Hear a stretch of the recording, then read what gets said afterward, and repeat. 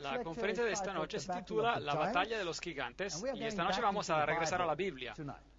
Esta es una presentación de Apocalipsis capítulo 12, el libro de Apocalipsis de Juan. El Apocalipsis es la protección de Dios para los engaños de los últimos días.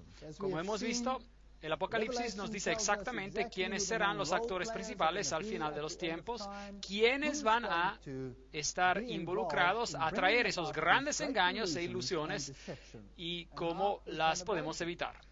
El libro describe una batalla enorme entre las fuerzas del bien y las fuerzas del mal y nos da solo un breve resumen. Los detalles de la guerra son dados en los capítulos antes del capítulo 12 y en los capítulos después del capítulo 12. Así que esta noche vamos a mirar a esta batalla y vamos a mencionar a uno o dos componentes pequeños y después vamos a seguir en las próximas conferencias al centro del argumento y ver quién es quién y quiénes son las personas descritas aquí. Bueno, la batalla no empezó solamente en el Edén, pero antes de eso. Génesis 1:27, y creó Dios al hombre a su imagen, a imagen de Dios lo creó, varón y hembra los creó. Esta es una fantástica nueva creación donde Dios crea a seres que son hombre y mujer. Entonces Dios dijo, hagamos al hombre a nuestra imagen. Nuestra hace referencia a varias personas, conforme a nuestra semejanza y tenga potestad sobre los peces del mar, las aves de los cielos y las bestias, sobre toda la tierra y sobre todo animal que se arrastra sobre la tierra. Ese es un escenario totalmente nuevo, porque aquí ya se está creando un tipo de criatura que va a tener dominio. Señorío. Ninguno de los ángeles tiene señorío o dominio. Ninguno de los ángeles fue creado hombre o mujer. Este era un nuevo tipo de criatura. La Biblia nos dice claramente que los ángeles no son como nosotros. ¿Y por qué haría Dios esto? Ven, Dios iba a crear un nuevo tipo de criatura que entendería la perspectiva, el pensamiento de Dios hasta en la capacidad de su habilidad creativa. Porque dando a la luz nueva vida y cuidando de esa vida, nosotros aprendemos lo que significa tener el cuidado, así como el Dios lleno de amor lo tiene. Si nosotros traemos hijos a este mundo, sabemos que tenemos que poner una barrera de protección alrededor de ellos. El amor requiere eso. ¿Tiene esto sentido? El amor lo requiere. Y así Dios tuvo que poner una barrera de protección alrededor de su creación, que se conoce como los mandamientos de Dios. Pero Dios fue malentendido por sus criaturas, porque ellos creyeron que ahora estaban sujetos a reglas, a pesar de ser ellas criaturas exaltadas. Y así esta batalla surgió. La respuesta de Dios, en parte a este problema, es un nuevo tipo de criatura. Los bendijo Dios y les dijo, fructificad y multiplicaos. Eso Él no lo había dicho a ningún otro ángel. Llenad la tierra y sometedla, ejerced potestad. Eso tampoco Él lo había dicho a ningún otro ángel. Dios es el único que tiene potestad sobre los peces del mar, las aves de los cielos y todas las bestias que se mueven sobre la tierra. Génesis 1, 26 a 28. E hizo Jehová Dios nacer de la tierra todo árbol delicioso a la vista y bueno para comer también, y también el árbol de la vida, en medio del huerto, y el árbol del conocimiento del bien y del mal. Así que Dios les dio a escoger. Dios dijo, aquí pueden escoger de conocer lo bueno y de practicar lo que es bien, o pueden escoger el conocimiento del mal y tener tristeza, dolor y muerte. La elección es de ustedes. Ustedes son agentes libres. Ustedes pueden elegir. El más grande regalo que Dios ha dado a cualquier criatura en el universo es el regalo de poder elegir. Porque sin poder elegir, seríamos robots. Y cualquier tipo de amor que recibiríamos de cualquier persona sería forzado, impuesto, programado, pero no sería elección libre y lo haría sin sentido. Pero la misma naturaleza de elegir implica que nosotros tenemos la capacidad de elegir. Eso significa que nosotros podemos decidir en contra de Dios también. Y ese fue un riesgo que Dios tomó, y no lo tomó a la ligera. Él estaba preparado a morir por esto. La serpiente era más astuta que todos los animales del campo que Jehová Dios había hecho, y dijo a la mujer, ¿con qué Dios os ha dicho, no comáis de algún árbol del huerto? Así que la serpiente pone en duda la palabra de Dios. La serpiente aún hace esto hoy en día y lo hace de manera muy buena. Se lo llama, con respecto a la Biblia, la crítica alta. Del fruto de los árboles del huerto podemos comer, pero del fruto del árbol que está en el medio del huerto, dijo Dios, no comeréis de él ni lo tocaréis para que no muráis. Génesis 3, 2 a 3. En otras palabras, la muerte sería la consecuencia porque, en palabras simples, si llevamos este asunto a su extremo final, si usted escoge de no seguir los requerimientos de Dios, usted va a tener sufrimiento, caos, muerte, asesinatos, enfermedades, epidemias, todas esas cosas vendrán sobre usted porque usted se ha separado de su propia voluntad de Dios. En ese sentido, es su propia elección. Bueno, Adán y Eva escogieron, y ellos escogieron de no seguir los requerimientos de Dios. Génesis 3:24 dice, echó pues fuera al hombre y puso al oriente del huerto de Edén querubines y una espada encendida que se revolvía a todos lados para guardar el camino del árbol de la vida. Así que el hombre fue guardado de tener acceso al árbol de la vida. ¿Murió instantáneamente? No. Él tenía tanta vitalidad en esa época y le tomó tiempo antes de que muriera. Así que la muerte de la cual estamos hablando no es simplemente una muerte física, estamos hablando sobre una muerte total. Porque la paga del pecado es muerte, Romanos 6:23. No es una transición de una fase a otra, es la muerte. Y eso es lo que la Biblia dice. Así que Adán vivió 930 años y murió. Génesis 5:5. Él murió. Bueno, ¿abandonó Dios al hombre a su muerte? No. Él tenía una promesa para él, una solución. Génesis 3:15. Es Dios que dice, y enemistad pondré entre ti y la mujer, y entre tu simiente y la simiente suya. Esta te herirá en la cabeza, y tú le herirás en el calcañar. Ahora, ¿tuvo Eva enemistad, problemas de ese momento en adelante? Bueno, Eva murió después de algún tiempo. ¿Y quién ha tenido problemas desde entonces? Seguro, eso no es una referencia a Eva. ¿Quién es esta mujer? Vamos a explicarlo con detalle. Una mujer en la Biblia, utilizada en ese sentido profético, es un símbolo del pueblo de Dios. Hablaremos de esto en un momento. Así que cuando la Biblia habla de una mujer, de una esposa, es el símbolo de aquellos que están prometidos a Dios, es decir, su pueblo. Así que en otras palabras, yo pondré enemistad entre el pueblo de Dios y tu simiente, es decir, el pueblo de Lucifer, el pueblo de Satanás, y la simiente de ella. Y la palabra la simiente es singular.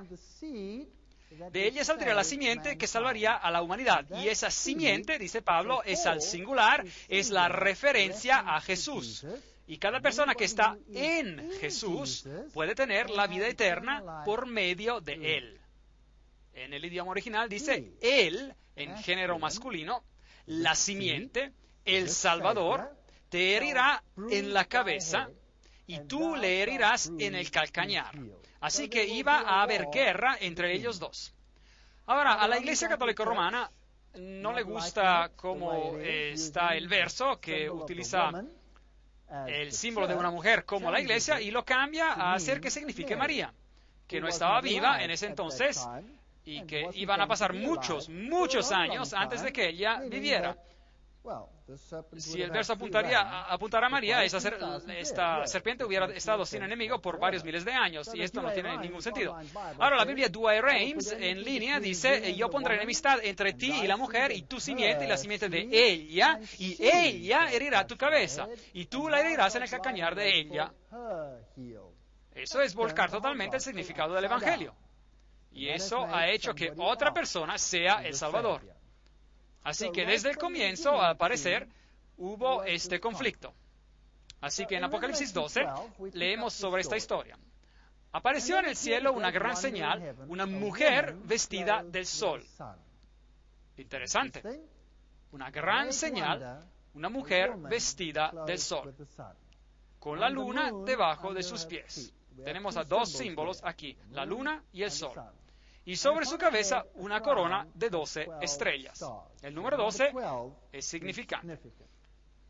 Estaba encinta y gritaba con dolores de parto en la angustia de alumbramiento. Ahora el catolicismo hace de este un texto literal y dice que María va a dar a luz a un hijo. Pero si interpretamos el texto de manera profética, eso significa que afuera del pueblo de Dios el Mesías saldría. Esto es lo que significa.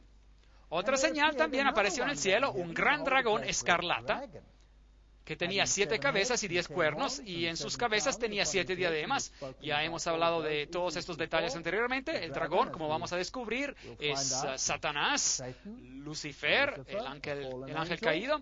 Las 7 cabezas son una referencia a lo que vimos en el libro de Daniel, donde todos los reinos del mundo en su totalidad tienen 7 cabezas y simbolizan los poderes presentes en la batalla a lo largo de la historia.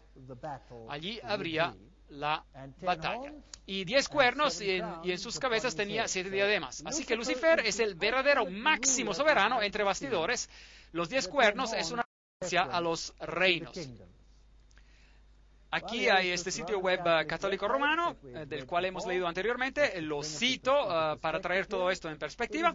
No es sorprendente que la mujer triunfaría sobre el dragón rojo porque las Escrituras nos dicen desde el comienzo esto. No lo dicen desde el comienzo. Vean a Génesis 3:15, que dice, y yo estableceré enemistad entre ti y la mujer, entre tu simiente y la de ella. Ella herirá tu cabeza, mientras tú la herirás en el calcañar.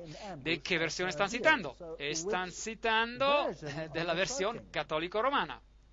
¿Correcto? Están citando de la versión bíblica jesuita. No están ni citando a su propia versión en inglés llamada Las Buenas Nuevas, ni a esa versión se cita este verso de esta manera. Esa versión cita el verso de la manera correcta. Solo la Biblia jesuita cita este verso de la manera errada. Parece raro que ellos utilicen esta versión. Bueno, no tan raro. Se entiende que ellos quieran usar esta versión para apoyar a su teología. Y ellos siguen diciendo a María, la mujer de las Escrituras y la madre de los hombres, y noten esto, que guardan los mandamientos de Dios y se aferran a las verdades acerca de Jesús. Bueno, esta es una distorsión del texto también, porque el texto no se lee así, pero es una cita distorsionada de Apocalipsis 12:17, muy interesante. Así que ellos aplican Apocalipsis 12:17 a los que honran a María y guardan los mandamientos de ella. ¿Es eso básicamente lo que está diciendo? Muy bien. La Iglesia aplica las palabras maravillosas del libro Sabiduría 7:26. Ella, el resplandor que emana de la luz eterna. Ella, el espejo perfecto de la majestad de Dios. Ella, la imagen fidel de su bondad. Ahora, ¿quién es verdaderamente el resplandor de su gloria? Jesús. Aquí tenemos un conflicto entre dos ideologías. Porque María está llena de gracia, Lucas 1:28, la Iglesia, por medio del Papa Pío IX, en Ineffabilis Deus, una constitución apostólica publicada el 8 de diciembre de 1854, confirmó la tradición, noten aquí la palabra tradición, ellos saben que no es bíblico, la tradición que consideraba a María como concebida inmaculada. Así que la Iglesia Católica Romana aplica Apocalipsis 12 a María. Claro, la referencia dice también, nosotros guardamos los mandamientos de ella, porque ahí es donde hay la batalla. El Papa puede modificar la ley divina. Prompta biblioteca, el Papa, artículo 2. Y si comparamos a los 10 mandamientos, así como se leen en la Biblia, y los comparamos con los 10 mandamientos como son dados por la Iglesia Católica Romana, también en su Biblia oficial, ellos los tienen correctos. Solo su catecismo los tiene incorrectos. Los mandamientos originales dados por Dios, no tendrás dioses ajenos delante de mí. Bueno, aquí dice, yo soy Jehová tu Dios, no tendrás dioses ajenos delante de mí. Eso es lo mismo. El segundo mandamiento, no te harás imagen ni ninguna semejanza de lo que esté arriba en el cielo, ni abajo en la tierra, ni en las aguas debajo de la tierra, no te inclinarás a ellas, etcétera, etcétera. Este mandamiento fue borrado de aquí, borrado del catecismo católico romano. Y el tercer mandamiento, no tomarás el nombre de Jehová tu Dios en vano. Y del otro lado se vierte en el segundo mandamiento. ¿Ven eso? Acuérdate del sábado para santificarlo. Santifica el día sábado, que es ahora el tercer mandamiento, cuando antes era el cuarto. Y ahora el resto son los mismos. Honra a tu padre y tu madre, etcétera, etcétera. No hurtarás, etcétera. No matarás, etcétera. Hasta el final. No dirás falso testimonio, no dirás falso testimonio. Pero ellos han sacado un mandamiento y ahora han tenido que dividir el mandamiento número 10 en dos, que es el mandamiento que dice no codiciarás, el cual Pablo claramente indica como un mandamiento. No codiciarás la casa de tu prójimo, no codiciarás la mujer de tu prójimo, ni su siervo, ni su criada, ni su buey, ni su asno, ni cosa alguna de tu prójimo. Así dice en la Biblia. Ahora, por favor, noten cómo ellos tienen que dar la vuelta a este mandamiento. De lo contrario, no tendría ningún sentido si se cita como un mandamiento solo. Tú no codiciarás la casa de tu prójimo. No tiene sentido, ¿verdad? Así que han movido esta frase y han puesto esta parte como el mandamiento número 9. Esta parte han puesto como el mandamiento número 9. Tú no codiciarás la mujer de tu prójimo. Bueno, por lo menos ellos admiten que la mujer es más importante que la casa. Y después viene, no codiciarás los bienes de tu prójimo. Así que han dividido el mandamiento y cambiado su secuencia. Ahora, el protestantismo, en la confesión de Augsburg, es un poco más honesto que eso. Deja los mandamientos en la orden correcta, aunque en esa orden los mandamientos no tienen mucho sentido. Así que esa es una analogía interesante. Así que han quitado un mandamiento y otro mandamiento ha sido movido. El sábado ahora aquí ya no es el séptimo día, pero el primer día. Y el mandamiento número 10 ha sido dividido en dos para que podamos tener 10 mandamientos otra vez. Así que esa es la ley del catolicismo. Y aquellos que siguen a María tienen que guardar estos mandamientos, como vamos a ver en otra conferencia. Y esta es una batalla interesante entre dos soberanos. El Dios del cielo y el príncipe de este mundo. Bueno, seguimos. La enciclopedia católica lo admite bien francamente. La Iglesia, después de cambiar el día de reposo del sábado judío o séptimo día de la semana al primero, hizo que el tercer mandamiento, que de hecho tendría que ser el cuarto mandamiento, así que ellos admiten que ellos tienen que haber removido un mandamiento porque si no, ese no sería el tercero, ¿correcto? Ellos lo admiten. Hicieron que el tercer mandamiento se refiere al domingo como el día de guardar santo, como el día del Señor. Pero Jesús dice en Mateo 5:17, no penséis que he venido para abrogar la ley o los profetas, no he venido para abrogar, sino a cumplir, para vivirlos, para mostrarle a ustedes. Y después él sigue diciendo que ni una jota ni una tilde pasará de la ley hasta que todo se haya cumplido. Antes de que pasen el cielo y la tierra, ni una jota ni una tilde pasará de la ley, es lo que dice. Así que según la Biblia, la ley permanece para siempre. El catolicismo romano dice, no, nosotros estamos por encima de la Biblia, nosotros cambiamos a la ley. Apocalipsis 12:4, su cola, ahora esta es la cola de la serpiente, arrastró a la tercera parte de las estrellas del cielo. Y si usted mira el paralelismo hebreo en la Biblia, encontrará que las estrellas representan en este sentido profético a los ángeles. Así que podemos decir que Satanás arrastró a un tercio de los ángeles con él y los arrojó sobre la tierra. Y el dragón se paró frente a la mujer que estaba para dar a la luz y a fin de devorar a su hijo tan pronto como naciera. Del pueblo de Dios vendría el Mesías y Satanás miraba para ver los tiempos del cumplimiento que se dan en el libro de Daniel de manera exacta, y él estaba mirando y esperando para que se diera a la luz este niño, y cuando este niño iba a nacer, él lo quería destruir al instante. Ella dio a la luz un hijo varón que va a regir a todas las naciones con vara de hierro, y su hijo fue arrebatado para Dios y para su trono. En un versículo tenemos el nacimiento del Mesías y tenemos su resurrección y tenemos su ascensión al cielo. Todo en un versículo. Pero pueden ver que es un versículo todo al masculino, a pesar de que el catolicismo le gustaría imitarlo, y por eso tienen a la ascensión de María al cielo. Así que ella también muere, pero es despertada y tiene una ascensión al cielo. Así que todo es una falsificación. La mujer huyó al desierto, donde tenía un lugar preparado por Dios para ser sustentada allí por 1260 días. Ahora, si aquí se hablara de María, tendríamos un problema, ¿correcto? Si aquí se hablaba de María, tendríamos un problema, porque ¿cómo fue María? ¿Podría María cumplir la profecía de huir al desierto por 1260 días, es decir, años en sentido profético? Continuamos. Entonces hubo una guerra en el cielo. Así que aquí vamos hacia atrás en el tiempo. Dios está explicando lo que sucedió, el por qué hay esta batalla en la tierra, y nos dice que hubo una guerra en el cielo. Miguel y sus ángeles luchaban contra el dragón. Luchaban el dragón y sus ángeles. Así que ya había una guerra en el cielo. Apocalipsis 12:8 nos dice, pero no prevalecieron. Así que el dragón no venció, ni se halló ya lugar para ellos en el cielo.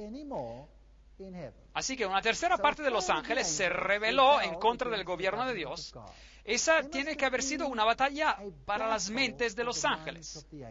Y yo me puedo imaginar que Satanás obró con todo el engaño sutil imaginable, insinuando odio, insinuando injusticia e insinuando que él había sido tratado con profunda injusticia, porque como ángel principal en el cielo no se le había otorgado más gloria. Una historia muy, muy triste. Él hace lo mismo hoy en día. Todos tenemos un hambre para gloria, y esa hambre puede ser solamente satisfecha si otros respetan y se inclinan delante de ti. Y es así que uno satisface su gloria en este planeta. Y es posiblemente lo que trató de hacer él en el cielo. Y Jesús, siendo el ser humilde que él es, nunca usó esos métodos. Él nunca se impuso a otra persona, pero él hace solo que su carácter hable por él. Así que hubo una rebelión. Pero no prevalecieron ni se halló ya lugar para ellos en el cielo, dice el texto. Ahora, Miguel y sus ángeles. Ahora, ¿quién es Miguel? Los testigos de Jehová nos dicen que Miguel es un arcángel. Un arcángel. ¿Pero qué significa Miguel? Miguel lo pueden encontrar en cualquier libro de nombres para niños. ¿Qué significa Miguel? Significa el que es lo que Dios es, o quien es como Dios. el que es lo que Dios es. Cuando Dios vino a esta tierra como hombre, Él tenía que ser llamado Emmanuel, Dios con nosotros. Llamen su nombre Josué o Jesús, Jehová el Salvador. Ven, el nombre tiene un significado. A nosotros hoy en día se nos da un nombre y ya es todo. Pero en los tiempos bíblicos el nombre tenía un significado muy especial. Y encontramos que los nombres cambian en cuanto a las circunstancias cambian en la Biblia. ¿Pueden recordarse de ejemplos interesantes donde los nombres cambiaron cuando cambiaron las circunstancias? ¿Acaso el nombre de Jacob no se convirtió en Israel? Israel. Ahora, Jacob significa el que suplanta, el que toma el sitio de alguien más. Y él fue el segundo gemelo en salir de la matriz, pero él tomó el lugar del primero, engañando. Un engaño del cual él se arrepintió después, se arrepintió claramente. Pero cuando él encontró a Cristo, cuando él luchó con Dios para el perdón, arrepentido de su pecado, él fue llamado, pues, Israel. El que había luchado con Dios, y había ganado. Ahora ven, el nombre cambió porque las circunstancias habían cambiado. Ahora, Miguel, el que es lo que Dios es. Ahora miremos esto. ¿Quién es Miguel? Miguel es llamado en Daniel 10:21 vuestro príncipe.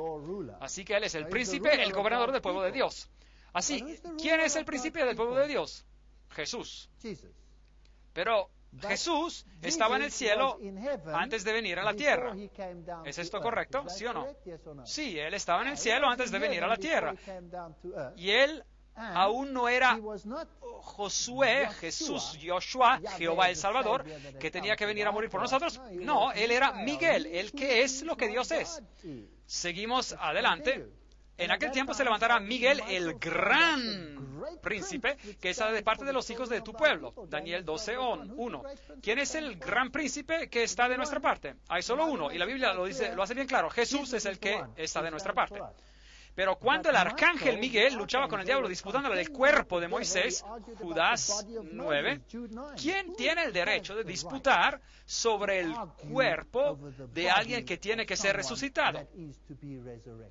¿Quién? Solo Dios. Solo Jesús tiene el derecho de hacer eso. ¿Resucitó Él a Moisés de los muertos, sí o no? Sí, claro que sí. ¿Cómo lo sabemos? Porque Moisés apareció a Jesús en el monte de la transfiguración. ¿Y cómo sabemos eso? Bueno, Él aquí fue resucitado. ¿Y quién más apareció con Él? Elías. Y Elías nunca vio la muerte. Así que uno no representa los que irán al cielo sin ver la muerte, ese es Elías, y el otro representa a los que serán resucitados por medio del poder del mismo Cristo y tendrán la vida eterna.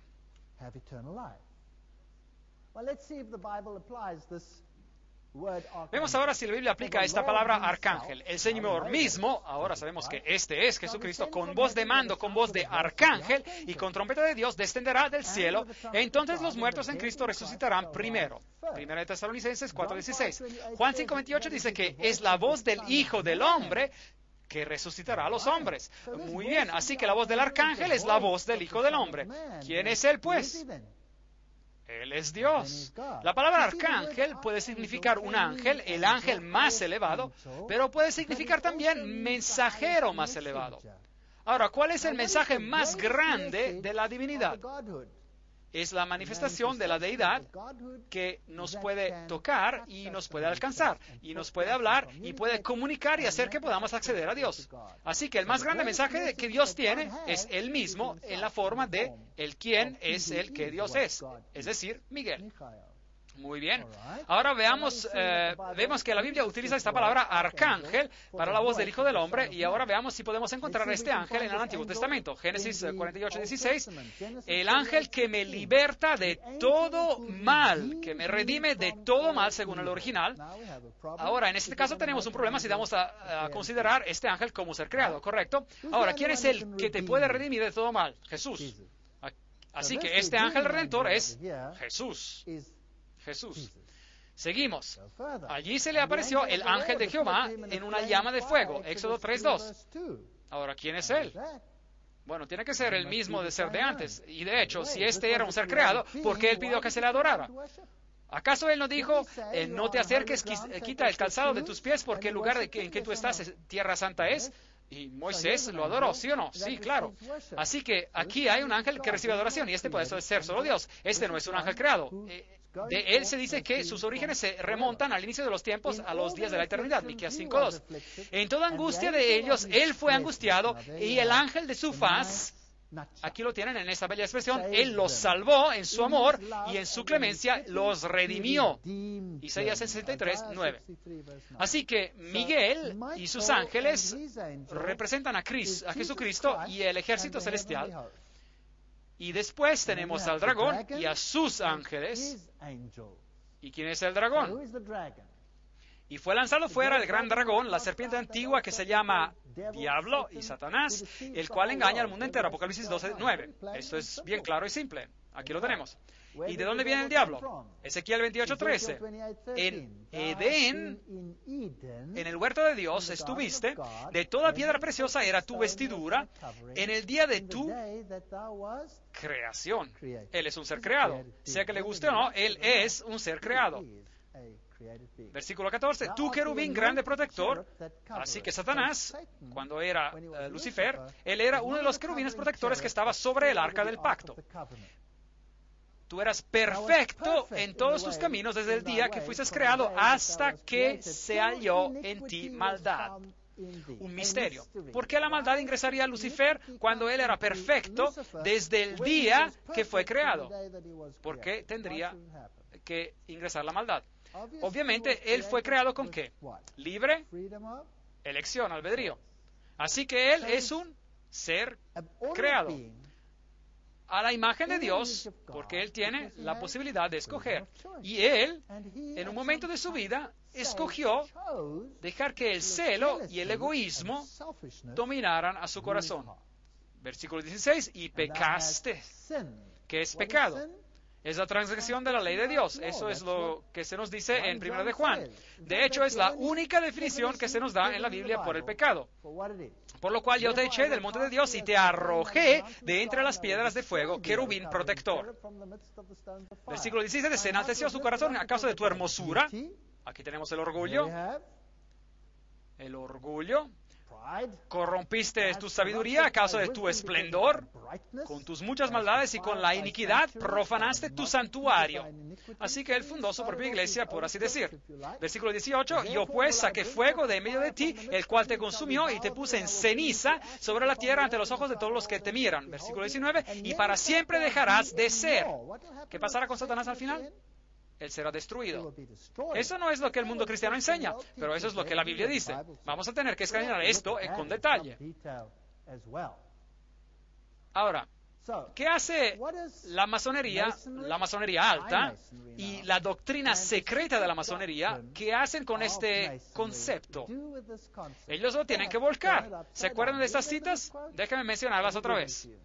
La denominación Satán, en hebreo Satanás, un adversario, del verbo shatana, ser adversario, perseguir, pertenece por derecho al primer y más cruel adversario de todos los dioses, a Jehová. Y no a la serpiente, que habló solo palabras de simpatía y sabiduría, y es en lo peor, hasta en el dogma, el adversario de los hombres. Muy bien, Doctrina Secreta, volumen 2, página 388.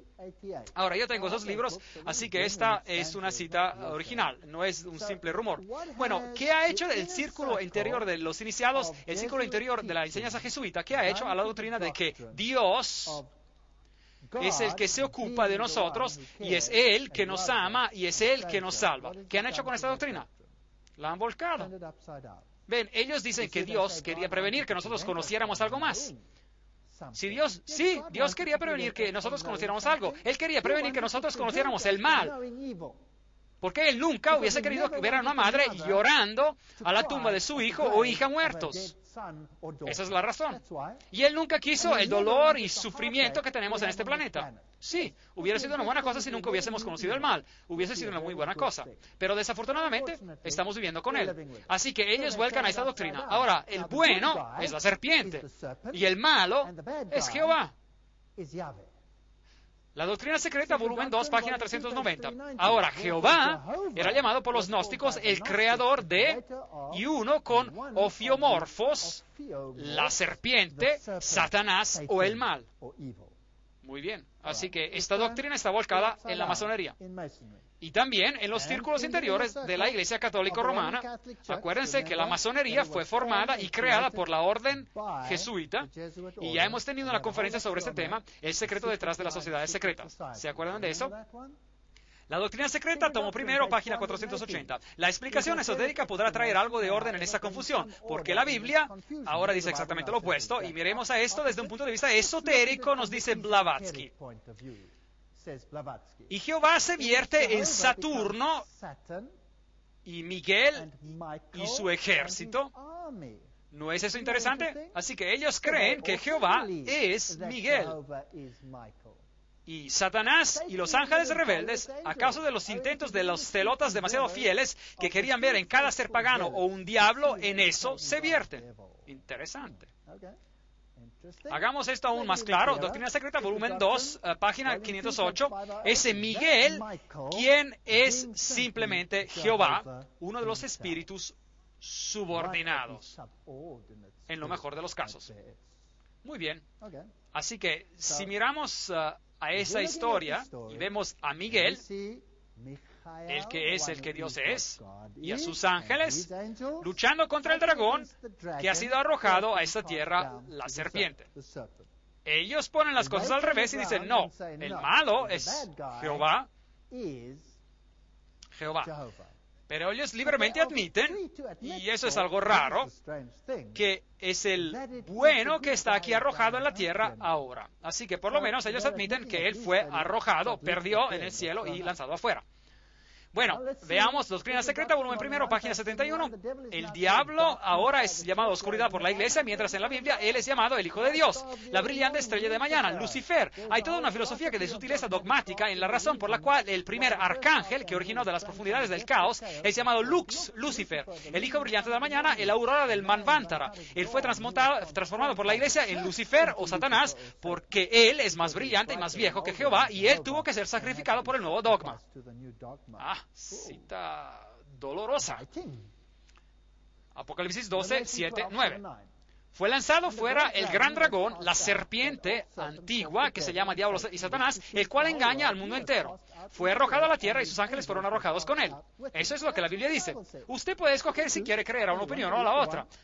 La Biblia dice que él fue arrojado a la tierra. También el círculo interior de la masonería cree que él está gobernando aquí en la tierra y fue arrojado afuera. Pero ellos dicen que él recibirá su dominio otra vez. Pero eso no es lo que la Biblia dice. Apocalipsis 12, 10 a 11. Entonces oí una gran voz en el cielo que decía, ahora ha venido la salvación y el poder y el reino de nuestro Dios y la autoridad de su Cristo, porque ha sido expulsado el acusador, el que los acusaba delante de nuestro Dios día y noche. Así que la Biblia dice que es el diablo que está aquí en la tierra y no es el ser bueno.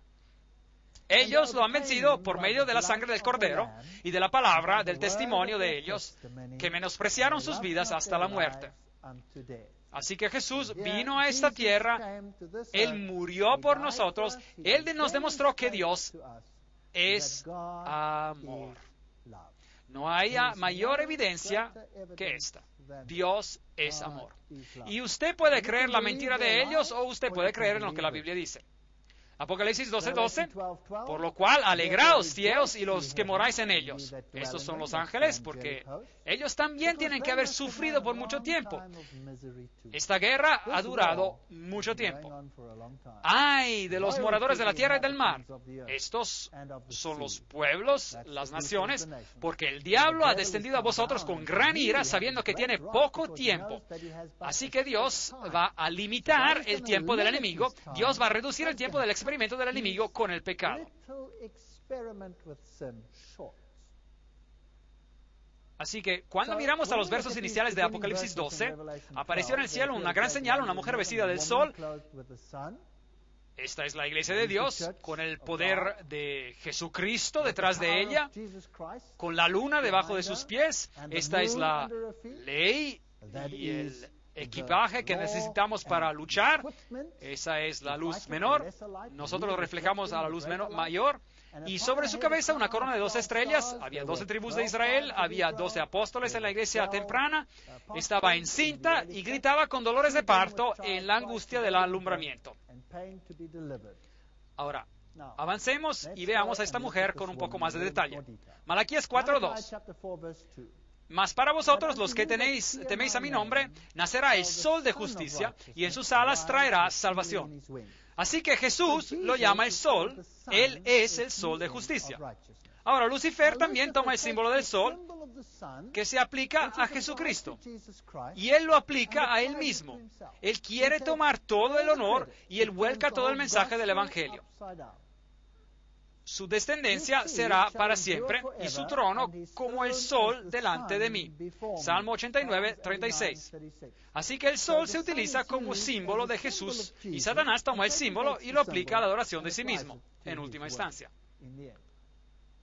Salmos 89:37. Como la luna será firme para siempre y como un testigo fiel en el cielo. ¿Un testigo de qué?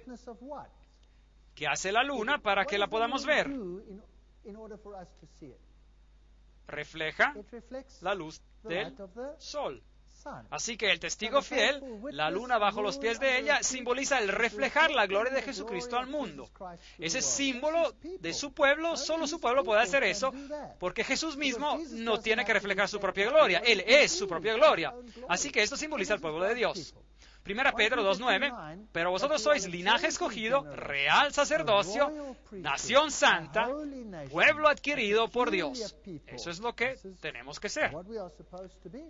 Jeremías 6:2 hace esto un poco más claro y compara a la hija de Sión como a la bella y delicada dama. Así que aquí hay la comparación. El pueblo de Dios es comparado a una mujer hermosa. Sión, bueno, asegurémonos otra vez, Isaías 51:16, diciendo a Sión, pueblo mío eres tú. Así que aquí tenemos el paralelismo. El pueblo de Dios ha sido comparado a una mujer bella y delicada. Isaías 54:5, porque tu marido es tu hacedor. Jehová de los ejércitos es su nombre.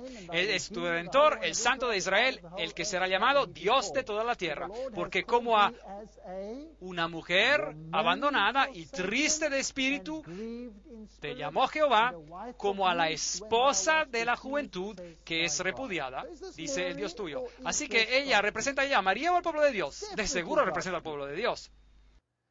Oseas 2:19-20. Te desposaré conmigo para siempre, te desposaré conmigo en justicia, juicio, benignidad y misericordia. Te desposaré conmigo en fidelidad y conocerás a Jehová. Así que nosotros estamos casados con Jesucristo. El matrimonio es un símbolo de la relación entre Cristo y su pueblo. Es triste que los matrimonios no siempre reflejan esa relación, pero tendrían que reflejarla. Esposos, amad a vuestras esposas, así como el Señor amó a su iglesia. Y mi Dios nunca me ha forzado a hacer algo, nunca me ha pisoteado.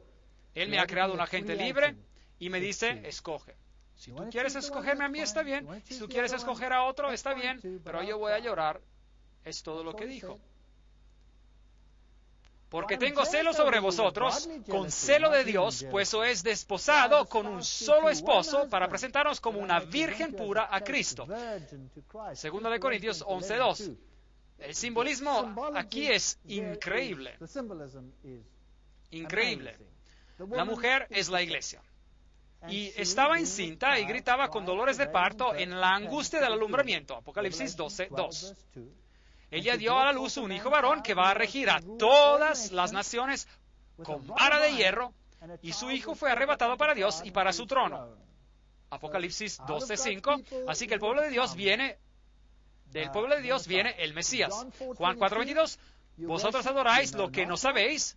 Jesús dice a la mujer del pozo, nosotros adoramos lo que sabemos. Ahora aquí está hablando como judíos, porque la salvación viene de los judíos, del pueblo de Dios.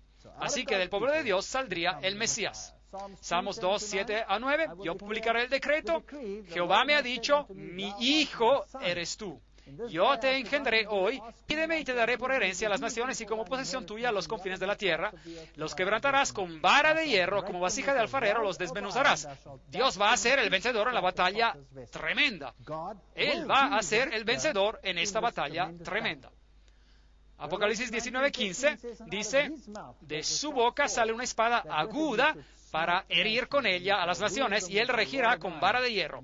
Él pisa el lagar del vino del furor y el de la ira del Dios Todopoderoso. La ira de Dios no es nuestra ira, pero la ira de Dios se expresa en enojo, que se expresa con lágrimas. Apocalipsis 12:3.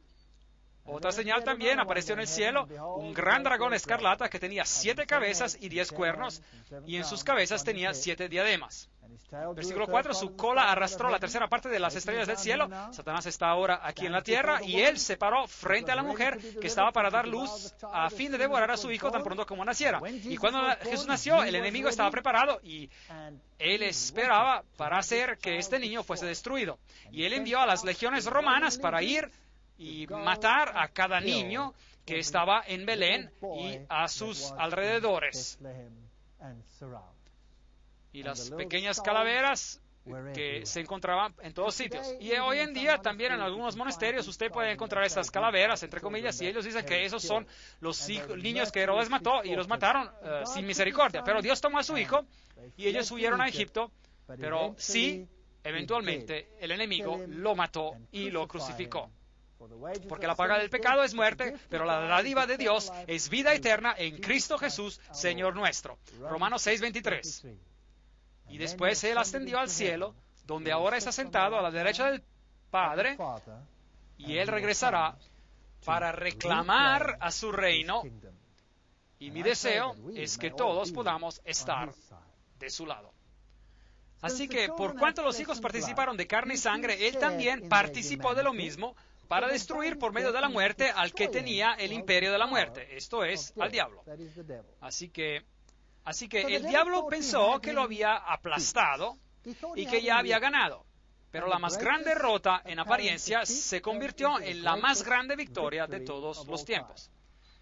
Así que la iglesia del Antiguo Testamento fue guiada y protegida por Dios para que pudiera proclamar y dar a la luz al Mesías. Apocalipsis 12:13. El dragón persiguió a la mujer que había dado a luz al hijo varón. Ahora, ¿es esta María? ¿O qué hizo el dragón después de que el Señor ascendió al cielo? ¿Qué hizo? Él persiguió al pueblo de Dios. Así que el dragón, Satanás, ahora persigue a los que profesan a Jesucristo. Apocalipsis 12:6. La mujer huyó al desierto.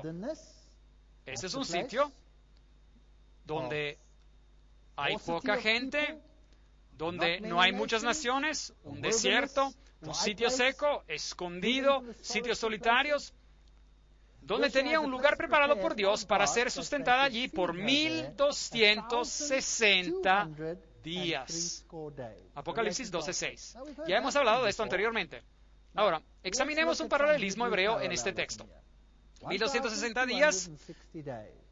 Si nosotros vamos a Apocalipsis 12:14, tenemos el mismo simbolismo, pero se le dijeron a la mujer, aquí está la mujer, se le dieron a la mujer las 2 alas de la gran águila para que volara delante de la serpiente al desierto, a su lugar donde es sustentada por un tiempo, tiempos y la mitad de un tiempo. Así que aquí tenemos a 2 tiempos mencionados aquí, 1260 días y tiempo, tiempos y la mitad de un tiempo, pero tenemos el mismo simbolismo que viene descrito. Tenemos a la mujer, tenemos al desierto y tenemos al periodo de tiempo que vienen mencionados. ¿Qué nos dice esto? Que estamos hablando del mismo periodo de tiempo. A nivel profético, este es el mismo periodo de tiempo. Día por año te lo he dado. Ezequiel 4:6. Esto significaría 1260 días proféticos, es decir, 1260 años literales.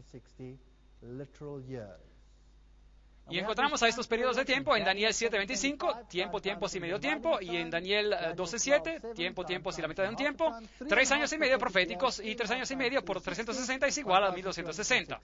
42 meses proféticos, 30 días por mes, ese era el mes hebreo, 30 por 42 es igual a 1260, 1260, un tiempo, tiempos y la mitad de un tiempo, y 42 meses, 1, 2, 3, 4, 5, 6, 7 veces. 7 es el número de algo completo. Este poder toma el lugar de Dios y lo logra por 7 veces. Ahora hemos tratado de este asunto anteriormente, del periodo de 1260 días, cuando hablamos del capítulo 11 de Apocalipsis. Así que no voy a tratar de esto aquí en detalle. Es suficiente decir que el sistema papal empezó oficialmente su dominio en el año 538 y fue oficialmente terminado en el 1798 con una herida aparente cuando Berthier tomó al Papa cautivo y Napoleón declaró que el dominio del Papa estaba anulado. Claro, la Biblia dice que la herida sanaría y que este poder otra vez se convertiría en bestia y que todo el mundo lo seguiría. Pero durante este periodo de 1260 días, de 538 a 1798, el papado persiguió al pueblo de Dios ferozmente y el pueblo de Dios se esparció y se escondió en el desierto, en lugares desiertos. Números 1:51-53, el santuario estaba en el medio de entre su pueblo, y Juan 1:14, Jesús habitó entre nosotros. El santuario que representaba la vía a la salvación, y Jesús la puerta, Jesús el sacrificio, Jesús es el que lo lava uno, Jesús la luz del mundo, Jesús el intercesor, Jesús el pan de la vida, Jesús es el que nos protege de las consecuencias de la ley. Esa es la historia del santuario. Él nos cubre con su justicia. Todo eso representa a Jesucristo. Y la iglesia en el desierto y el santuario en el desierto. Paralelos maravillosos entre el Antiguo y el Nuevo Testamento. Así que el objetivo de Satanás era de atacar a la iglesia de Dios. Él estaba enfurecido. Y él no había vencido a Jesucristo, y Jesucristo había sido resucitado de los muertos, y él sabía que su batalla estaba perdida, y ahora él estaba enfurecido. ¿Quién iba a ser su pueblo?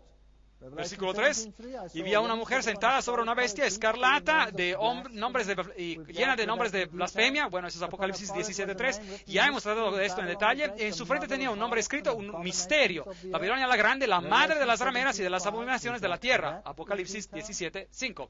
Ya hemos tratado de eso también en detalle. Misterio, Babilonia la Grande, la ciudad de Babilonia tuvo su origen cuando Dios confundió las lenguas en la Torre de Babel. El término Babilonia en Apocalipsis representa la confusión religiosa, y Babel es otra puerta hacia Dios. Es otra manera de ser salvado. Así que, ¿qué representa este sistema? Número 1, representa la autoridad del hombre. Número 2, las palabras del hombre. Ellos han cambiado la palabra de Dios. Ellos son los que ahora van a dar las normas. Las obras del hombre. ¿Cómo se salvo? Por tus obras. La ley del hombre. Como ellos la cambiaron y eventualmente crearon los derechos humanos y las tradiciones del hombre. Bueno, Dios dice que tenemos que escoger. Primera de Reyes 18:21. Entonces Elías, acercándose a todo el pueblo, dijo: ¿hasta cuándo vacilaréis vosotros entre dos pensamientos? Si Jehová es Dios, seguidle. Si Baal, id en pos de él. Hay una lección aquí. Sí, aún tenemos libertad de elección. Gracias a Dios. Así que esa tendencia de encontrarse con el paganismo a medio camino, hombres íntegros se levantaron para contrarrestar el movimiento. Pero la apostasía siguió hasta que la iglesia, con la excepción de un pequeño remanente, estaba sumergida bajo superstición pagana. Las dos Babilonias, página 93, escrito por Hislop. Y así el paganismo ingresó a la iglesia con una fachada cristiana. Ya examinamos los símbolos, la media luna o la hoz, la estrella, simbolizando el nacimiento del Mesías, que le daría a uno el poder de convertirse en Dios y de vivir para siempre. Y ellos tenían el mismo sistema en Mesopotamia, como también en Egipto, donde ellos tenían a la Trinidad, Isis, Horus y Set. Los gnósticos volcaron el Evangelio por completo, nos hicieron a nosotros Dios y a Jesucristo el diablo. El sol se convirtió en la fuente de vida física y la serpiente en la fuente de vida espiritual, y Escolapio se convirtió en la serpiente dadora de vida, la serpiente Dios, y en cada esfera Él era el gran sanador. Así que en la medicina, en la farmaquea, la farmacia de hecho significa hechicería, la misma palabra en griego. La palabra para hechicería es farmakeia. Es lo mismo aquí. Él sería el sanador. Así que tenemos el misterio de la iniquidad, según de Tesalonicenses 2:7, y a un misterio, Babilonia la Grande, Apocalipsis 17:5. Así que tenemos a otro sistema de salvación. Según de Timoteo 4:4, y apartarán de la verdad del oído y se volverán a las fábulas. ¿Cómo se hace guerra contra la mujer? De manera física y espiritual. Pero Dios, habiendo pasado por alto los tiempos de esta ignorancia. Me gusta este texto, Hechos 17:30, porque siempre se hace la pregunta, ¿qué pasa con los que no saben? ¿Qué pasa con los que se encuentran en el catolicismo hoy en día? Que adoran a Dios según lo mejor de sus conciencias. ¿Qué pasa con ellos? ¿Van a ser todos perdidos? No. Dios pasa por alto, dice el texto, los tiempos de esta ignorancia. Dios cierra un ojo a los tiempos de su ignorancia y los juzga según la luz que ellos tienen y según la habilidad que ellos tienen para hacer lo correcto, según las circunstancias de su conocimiento. Eso es un Dios justo. Me gusta esto. El que sabe hacer lo bueno y no lo hace, comete pecado. Santiago 4:17. Aquí hay el otro lado de la moneda. En otras palabras, si usted sabe que lo que es bueno y usted no lo hace, ¿qué pasa? Para usted se convierte en pecado. Usted se convierte en responsable. Bueno, este hombre, el emperador Constantino, él escribió las primeras leyes contrarias a la ley de Dios. Y toda persona que no quería, en los tiempos tempranos de la cristiandad, era perseguido, que no quería obedecer. Y ellos lo han vencido por medio de la sangre del Cordero y de la palabra del testimonio de ellos, que menospreciaron sus vidas hasta la muerte. Apocalipsis 12:11. Así que esas personas perseguidas sufrieron bajo el ataque tremendo del dragón. El cristianismo temprano estaba basado totalmente y completamente en la palabra de Dios. Y ellos creían que eran justificados gratuitamente por su gracia, mediante la redención que es en Cristo Jesús. Romanos 3:24. No hay nada que yo pueda hacer para ganar puntos con Dios. Nada. Nada. Toda buena obra que yo tengo es una consecuencia de su gracia salvadora. Así que yo no me puedo comprar mi entrada al cielo, y yo no puedo poner dinero en la caja de dinero y hacer que mis pecados sean cancelados, ¿correcto? Yo no puedo hacer eso. Pero eso es lo que la iglesia de la Edad Media enseñaba. El sistema divino es totalmente el opuesto. Es la autoridad de Dios, es la palabra de Dios, el amor de Dios, la ley de Dios, las enseñanzas de Dios. Ahora, ¿qué dice Robert Schuller sobre esto? Él dice, no, estamos totalmente equivocados. Tenemos que alejarnos de esta idea de que la religión está basada en Dios. La religión tendría que ser basada sobre el hombre. ¿No estamos regresando con esto al sistema de Babilonia, sí o no? Él está enseñando la religión de Babilonia. Así que él es parte de Babilonia. O por lo menos sus enseñanzas lo son. Dos sistemas muy diferentes de religión que se enfrentan. Apocalipsis 17:4, y la mujer estaba vestida de púrpura y escarlata, adornada de oro, de piedras preciosas y perlas, y tenía en la mano un cáliz de oro lleno de abominaciones y de la inmundicia de su fornicación. Ya hemos tenido una conferencia sobre este texto, y no lo voy a repetir, pero esto es de lo que se trata este sistema. Apocalipsis 17:1-2. Ven acá y te mostraré la sentencia contra la gran ramera. Es decir, este sistema apóstata, la que está sentada sobre muchas gentes, muchas aguas. Con ella han fornicado los reyes de la tierra. Desafortunadamente hemos visto esto cuando tuvimos la conferencia sobre las Naciones Unidas y el nuevo orden mundial. Han fornicado los reyes de la tierra y los habitantes de la tierra se han embriagado con el vino de su fornicación. Y todo el mundo cree en estas doctrinas extrañas que ni son bíblicas. El cristianismo se vertió en popular y también se vertió en una religión mayoritaria. Los miembros permanecen siendo paganos como lo eran antes. El error y la corrupción ahora ingresan a la iglesia como un diluvio. Historia de la iglesia de Wary, página 54. Este es simplemente un hecho. El Apocalipsis predijo que miles iban a ser engañados cuando las falsas enseñanzas de la antigua Babilonia entrarían a la iglesia. ¿Por qué? ¿Por qué? Efesios 6:12. Porque no tenemos lucha contra carne y sangre, o sangre y carne, sino contra principados, contra potestades, contra los gobernadores de las tinieblas de este mundo, contra huestes espirituales de maldad en las regiones celestes. Nosotros adoramos a Dios, y si nos atrevemos a adorar a Dios, estamos bajo la furia de la serpiente, y muchas personas se rinden y prefieren seguir a la serpiente. Pero si usted permanece con Cristo, esta se vierte en su batalla. Usted va a tener que luchar contra ellos y nunca va a llegar un tiempo hasta que usted vaya a su tumba que usted no se tenga que enfrentar con el adversario. Pero las buenas nuevas son que usted no tiene que enfrentarlo a solas. Hay alguien que es más fuerte que él, que ya lo ha arrojado fuera del cielo y que también lo va a arrojar de la vida de usted. Y esto se puede comprobar. Miren a cuántas personas en este mundo han sido limpiadas gracias a la palabra de Dios. El enemigo no puede luchar contra eso. Así que la palabra del rey de Babilonia, dicha desde su trono y bajo la autoridad del dios Sol, era ley. Cualquier cosa que él dijera era ley. Pero la Biblia dice, él es también la cabeza del cuerpo de esa iglesia. ¿Qué es la iglesia? Jesús es la cabeza. Y él es el principio, el primogénito de entre los muertos, para que en todo tenga la preeminencia. Colosenses 1:18. Así que tenemos dos sistemas. Hoy en día tenemos el papado que dice, todo poder bajo mis pies, y tenemos al cristianismo, el verdadero cristianismo, que dice, todo el poder bajo los pies de Jesús. Y estos dos poderes nunca se podrán combinar. Ellos siempre estarán en oposición. Y va a venir una batalla. La historia se repite. No te harás imagen, no te inclinarás a ellas, ni las honrarás. Éxodo 20:4-5. Ellos tenían a ídolos literales, y hoy en día tenemos a lo mejor imágenes o ídolos que son más espirituales, pero los tenemos como quiera. Noten lo que Ezequiel dijo en sus tiempos, Ezequiel 8:16. Y vi que junto a la entrada del templo de Jehová, entre la entrada y el altar, había unos 25 hombres que con sus espadas vueltas al templo de Jehová y con sus rostros hacia el oriente, y adoraban al sol, postrándose hacia el oriente. Aquí se tiene la adoración al sol. Y sus espaldas estaban vueltas hacia el templo. Y Dios designó al templo de tal manera que estaba dirigido a la dirección opuesta que los sistemas de adoración pagana. Eso es interesante. Y veremos esto en un momento. Y a pesar de eso, ellos dieron la espalda al templo y miraron hacia el este. Interesante. Así que dieron su espalda.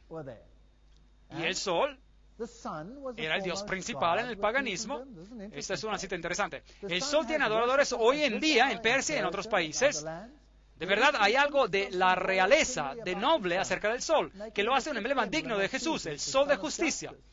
Así que la iglesia en esos países pareciera haber dicho, sigan con ese antiguo nombre pagano, quedará permaneciéndose consagrado, santificado, y así fue que el domingo pagano, dedicado a Balder, se convirtió en el domingo cristiano consagrado a Jesús.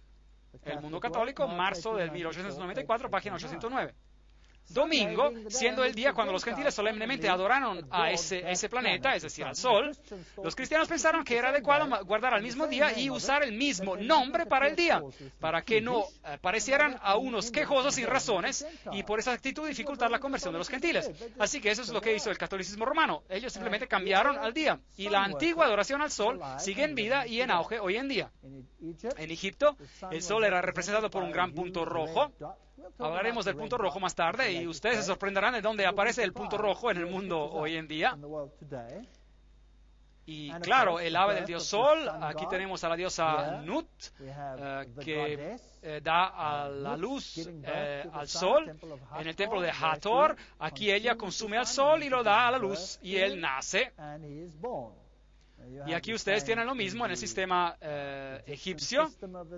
El sol naciendo, después ella da a la luz y el dios sol nace. Lo mismo ocurre en la religión azteca en México, el dios sol naciendo de la mujer. Aquí usted tiene el trono de los reyes de Sri Lanka y ven al sol ahí arriba como parte del sistema de adoración. El trono de los faraones también tenía el sol y el trono de Roma también tenía el disco solar sobre él. Y ellos eran todos sistemas paganos de adoración al sol.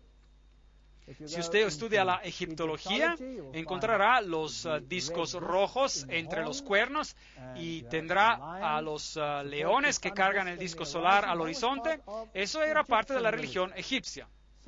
Y si nosotros miramos a nuestros tiempos, el lunes era el día a la luna, y con la asimilación de los dioses paganos anglosajones y escandinavos, Tyr, uno de los dioses más antiguos de la mitología nórdica, fue identificado con Marte, y así que tenemos en inglés el día de Tis o Tuesday, es decir, el día martes. Y el día miércoles en inglés es Wednesday, y es derivado de Woden, también conocido como Odín o como Thor, el dios del trueno, y en alemán se dice Donnerstag, la palabra Donner significa trueno, de los pueblos germánicos tempranos, y se convirtió con el jueves, o Thursday en inglés, hecho asociado con el dios romano Júpiter. Y mientras la palabra viernes, Friday en inglés, es derivada de Frigg, la esposa de Odín, y la madre de otro dios pagano, Balder. Así que usted tiene a todos ellos, y el día de Saturno, o sábado en inglés Saturday, está seguido por el domingo, el día de reposo y de recreación, así como se observa hoy en día. El Sol en la mitología y el arte, esta es una publicación de la UNESCO, así que ellos nos dicen que todo nuestro sistema, toda nuestra cultura está basada en el sistema pagano de la adoración al Sol. Si ustedes miran el Papa Giovanni XXIII, y él tenía el Sol ahí, y los símbolos del Sol que el papado usa hoy en día, y los símbolos masónicos van más allá de lo que uno puede mencionar. Hay toda una conferencia que se llama El Vino de Babilonia, si usted quiere ver todo el simbolismo en el catolicismo que se refiere a la adoración del Sol. De hecho, todo se refiere a la adoración al Sol. Isis, Horus, Seb, el emblema de la orden jesuita, significa Isis, Horus, Seb, la Trinidad egipcia, y usted puede encontrar todos estos símbolos en las basílicas, muy fascinantes, las cruces allí, los símbolos de los pájaros, los símbolos de los yantras, de todas las deidades paganas de la adoración al Sol. Y este símbolo allí es muy interesante. Este es el dios del sol Helios, en una tumba pagana descubierta en 1574 abajo de la Basílica de San Pedro. Ven, el Vaticano está construido sobre la sede de un templo pagano. Y de hecho, donde sea posible, cada catedral en el mundo está construida sobre la sede de un templo pagano, donde sea posible. Y hay algunos criterios que se tienen que cumplir. Ellas están construidas, si es posible, mirando hacia el este, que es, por supuesto, lo opuesto de lo que la Biblia ordena sobre este asunto. Si ustedes ingresan a la Plaza Vaticana, ustedes encuentran la más grande rueda solar al mundo, la rueda dentro de la rueda, emulando al trono de Dios, que también tiene una rueda dentro de una rueda. Esta es una rueda con 8 brazos, se la llama la rueda solar, y básicamente está diciendo: este es el trono de Dios.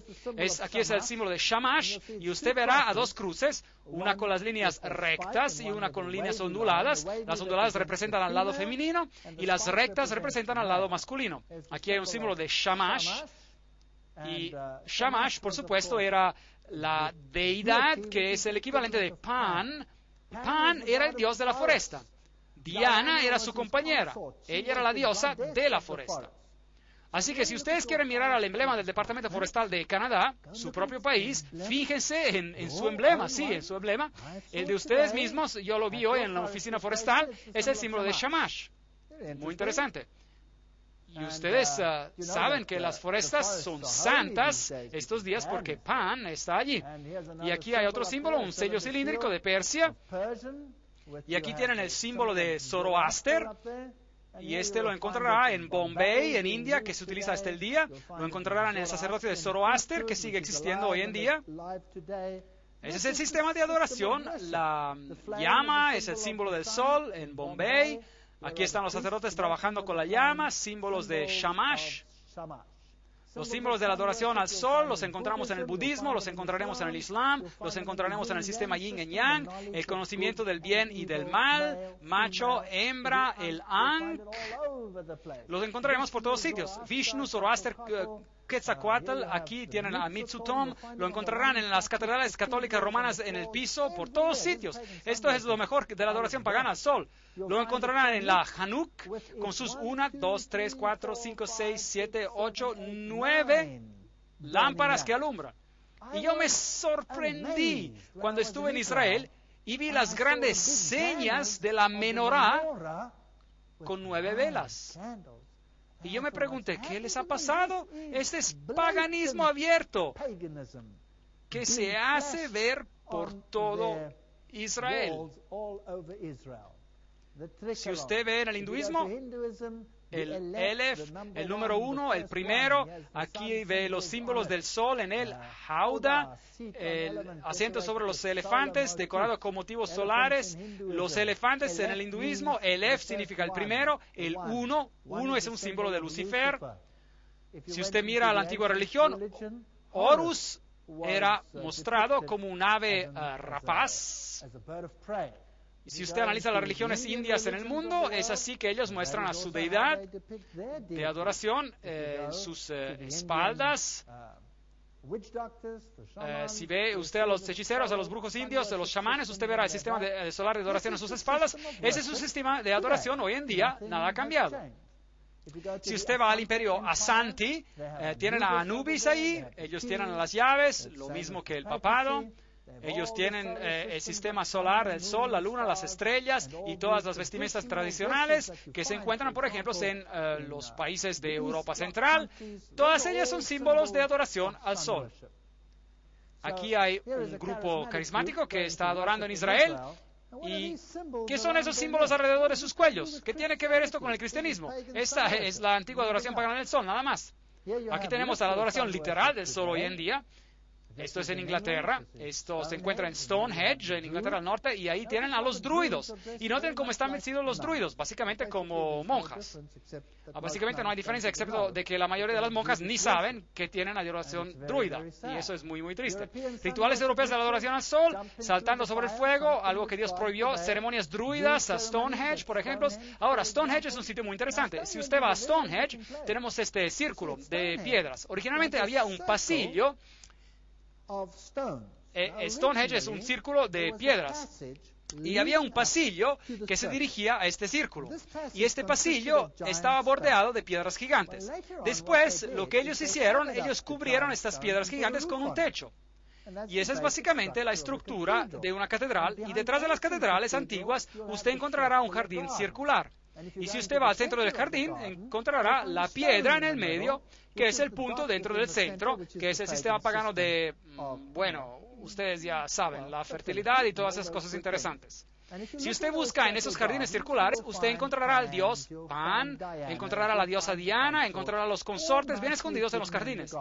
Y yo he visitado a varios de ellos en Inglaterra y en Europa, y es interesante tomar una foto aérea y ver que ellos aún tienen las estructuras circulares originales. Así que hoy en día, si usted va a una catedral, este largo pasillo, y usted encuentra el círculo, por lo menos representado por una ventana, que se conoce como la ventana solar, y encontrará también a los pilares gigantes que separaban los cuartos laterales, representando lo mismo que las piedras de Stonehenge. Es también interesante que los grandes lugares de adoración al sol hoy en día están construidos sobre lo que se llaman en inglés las ley lines, las líneas directas, así que si usted dibujara una línea de Stonehenge, pasaría por París, por Roma, por las pirámides, hacia la Meca, en una línea directa. Los lugares principales de la adoración al sol. Una historia fascinante. Claro, en las catedrales usted encontrará gárgolas y a todas estas cosas interesantes. Símbolos solares y fiestas en Francia, solsticio de verano, saltando sobre el fuego durante el festival de Saint-Jean, un grabado del siglo XIX, saltando sobre el fuego, cosas que ellos hacen hoy en día. La fiesta de Saint-Jean lo siguen haciendo hoy en día. Ellos prenden el fuego simbolizando la victoria del dios Sol. Hoy es llamado el festival de Saint-Jean, San Juan. Hoy en día, si se mira las religiones orientales, usted encontrará que cada uno de sus pequeños movimientos y sus movimientos de mano, sus danzas, son todos rituales al sol, y usted notará el movimiento de la mano ahí, donde él se para de esta manera. Ese es un símbolo antiguo pagano. El papado lo utiliza como una bendición.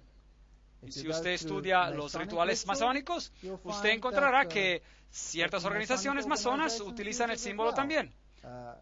¿Conocen a alguien que tiene que hacer un juramento de esta manera? Los Boy Scouts, los niños exploradores, por ejemplo, hacen un juramento de esta manera. Los sistemas de adoración al sol utilizados por el papado y por todos ellos. Así que el dragón persiguió a la mujer que había dado a luz al hijo varón, Apocalipsis 12:13. Pero se le dieron a la mujer las dos alas de la gran águila para que volara al desierto. ¿Pueden ver cómo Satanás utiliza todos los símbolos que Dios se da a sí mismo? Él copia todo. Él copia todo. De hecho, él no es nada más que un copión. Para que volara de delante de la serpiente al desierto, a su lugar, donde es sustentada por un tiempo y la mitad de un tiempo, de 538 a 1798. Los valdenses, los albigenses, los hugonotes, todos ellos huyeron de su ira. Todos los que pudieran, los otros fueron masacrados implacablemente. Los valdenses, en los valles valdenses, hombres y mujeres fieles a Dios, mantuvieron las luces de la verdad brillando. Su ofensa máxima fue su amor y reverencia para las Escrituras y su celo ardiente de hacer conversos. Muchos de ellos se sabían todo el Nuevo Testamento de memoria. De seguro, si había un pueblo que temía a Dios, eran estos desafortunados bajo la prohibición de la Iglesia y del Estado. El símbolo de los valdenses que se consideraba como digno de muerte era que ellos seguían a Cristo y trataban de obedecer a los mandamientos de Dios. Un punto interesante. Este poder actuaba en contra de la ley de Dios, y así que los valdenses eran perseguidos, y esa cita viene de la historia de la Inquisición de la Edad Media. Ese es un libro histórico. Grandes números de ellos fueron derribados de sus hogares con sus esposas e hijos, despojados y desnudos, muchos de ellos masacrados de manera inhumana. Ellos tomaron a los niños pequeños y arrojaban sus cabezas contra la roca, típico. Lean el juramento jesuita y verán lo que ellos les hicieron. Los empujaban en cuevas y después prendían fuego y los arrostizaban vivos. Eran bien crueles con ellos. Y muchos de ellos fueron masacrados y tomados como prisioneros. Y la Inquisición puede realmente hablar sobre todos los que eran heréticos. Herético significa decidir por sí mismo lo que uno cree y practica. Doy gracias a Dios que yo no sirvo a un Dios como ese. Pues por este escrito apostólico presente le damos esta orden estricta que por cualquier medio que usted pueda, destruyan a todas estas herejías y destruyan de su diócesis todos los que han sido contaminados por ellas. Usted ejercerá el poder eclesiástico contra ellos y contra todos los que se sospechan que se hayan asociado con ellos. Ellos no podrán apelar contra sus juicios y si es necesario usted podrá causar que los príncipes del pueblo los supriman con la espada. Eso es lo que ocurrió, eso es historia. Así que el dragón persiguió a la mujer.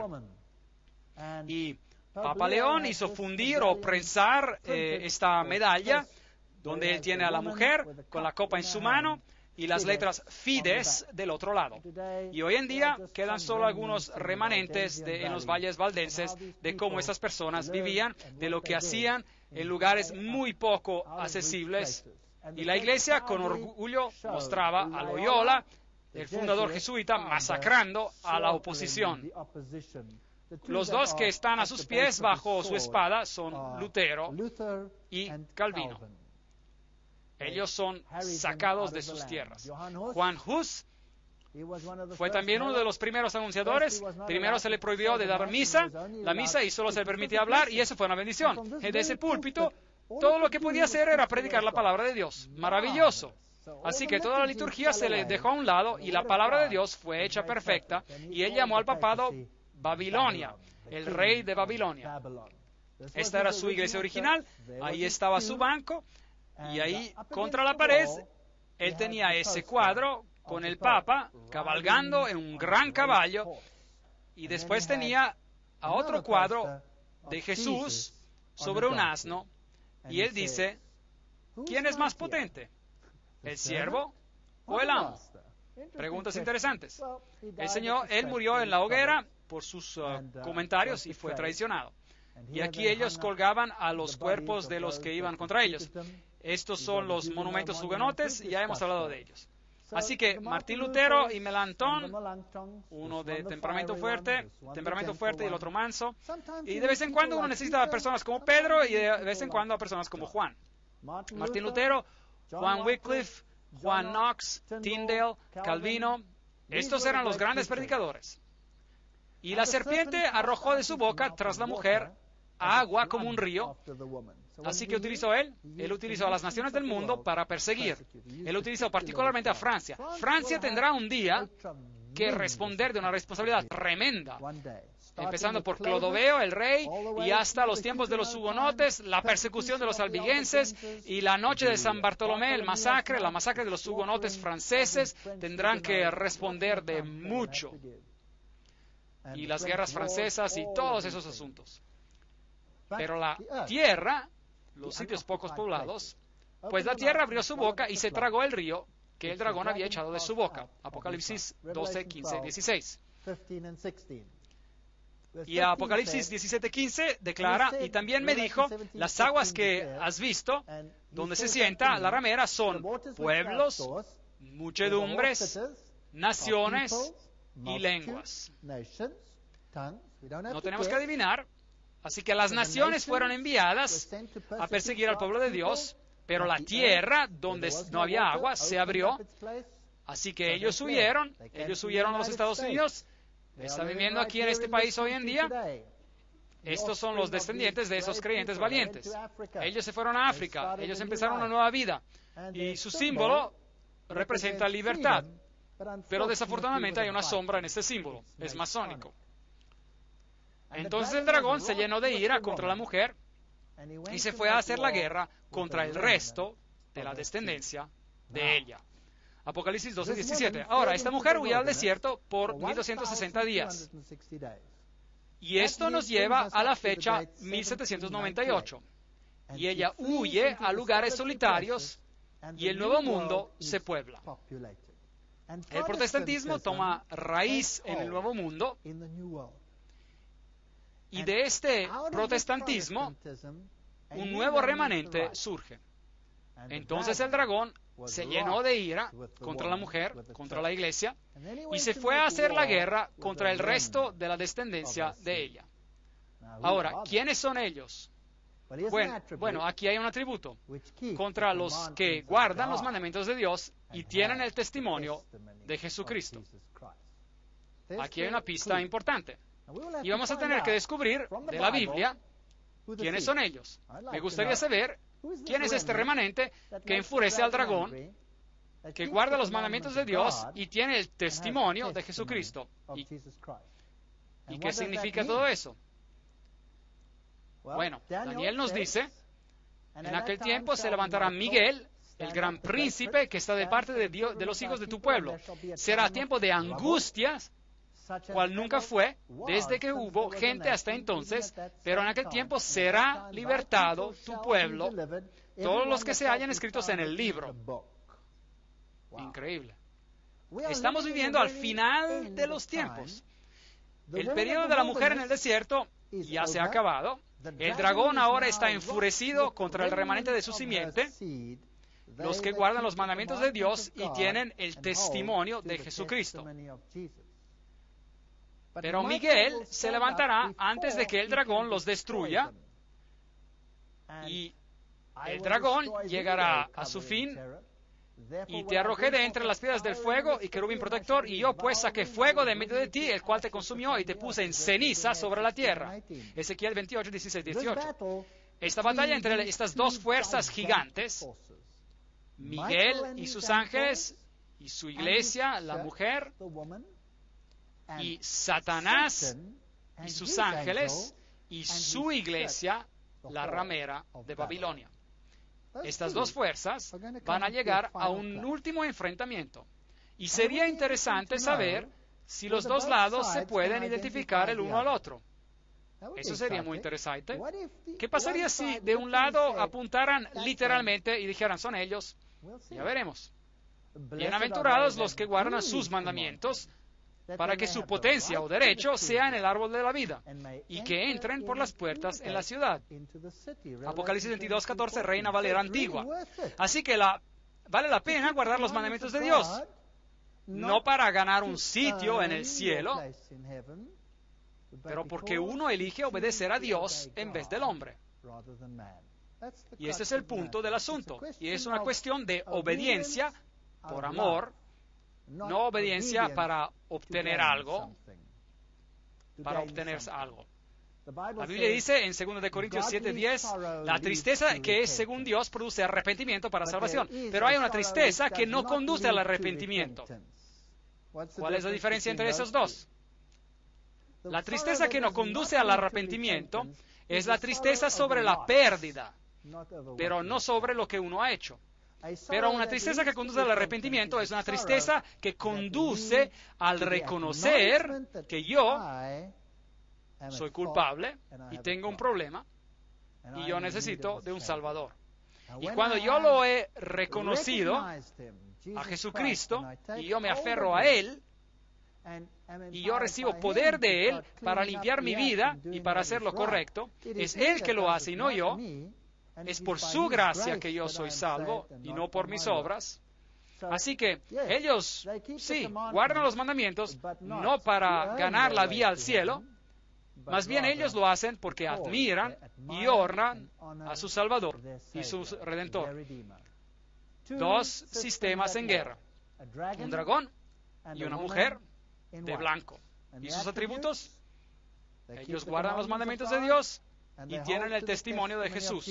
Efesios 4, 5 dice, un solo cuerpo, un solo espíritu, como fuisteis también llamados en una misma esperanza de vuestra vocación, un solo Señor, una sola fe, un solo bautismo. ¿Hay acaso miles de fees que conducen al cielo o solo una? Una y solo una.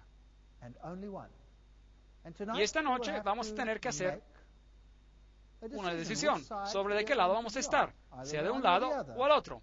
Y claro, vamos a tener que recibir más detalles antes de que podamos entender su plenitud, todo esto en su plenitud. Increíble la importancia de esta batalla potente entre estos dos sistemas ideológicos. Uno que dice, tú obedecerás al hombre, y el otro dice, tú obedecerás a Dios. Tú obedecerás a Dios. Y estos dos sistemas se van a enfrentar. En la próxima conferencia vamos a poner todo en claro. Vamos a dejar que la Biblia hable y vamos a ir al centro del asunto y vamos a ver en las conferencias que siguen exactamente quién está haciendo guerra contra quién y cuál será el resultado final y de qué manera Dios va a intervenir en este conflicto. En la Biblia vamos a leer estos capítulos fantásticos, Apocalipsis 10, Apocalipsis 14, 12 y 13, ya los hemos visto. Y vamos a estudiar a los últimos capítulos, la restauración de todas las cosas.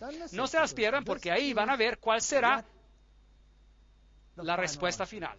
Sin ella, ustedes van solo a saber lo que es el lado malo, pero no van a saber qué es la solución al problema. Que Dios los bendiga y proteja mientras reflexionan sobre estos asuntos. Hasta la próxima conferencia.